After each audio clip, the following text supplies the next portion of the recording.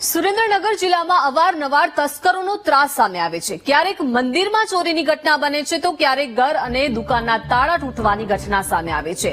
ત્યારે ફરી એક વખત સુરેન્દ્રનગરમાં ચોરીની ઘટના બની। સુરેન્દ્રનગરના થાનગઢમાં બાઇક ચોરીની ઘટના બની। જાહેર રસ્તા પર પાર્ક કરેલા બાઇકને ઉઠાવી તસ્કરો ફરાર થયા। ચોરીની આ ઘટના સીસીટીવી કેમેરામાં પણ કેદ થઈ, જેથી થાનગઢ પોલીસે સીસીટીવીના આધારે તપાસ હાથ ધરી છે।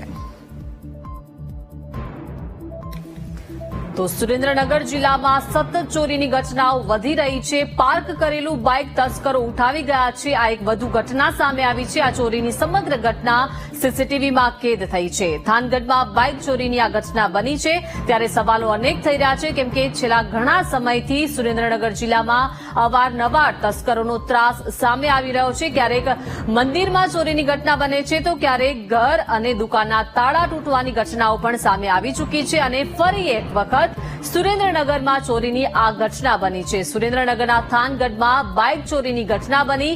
જાહેર રસ્તા પર આ બાઇક જે છે તે પાર્ક કરેલું હતું, તેને તસ્કરો ઉઠાવી ગયા।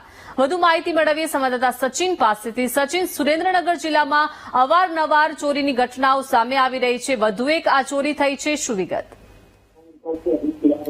જો વાત કરવામાં આવે તો સુરેન્દ્રનગર જિલ્લામાં સતત ચોરીના બનાવ વધી રહ્યા છે, ત્યારે થાનગઢમાં બાઇક ચોરીની ઘટના સામે આવી છે અને હાલ પોલીસે સીસીટીવીના આધારે તપાસ હાથ ધરી છે।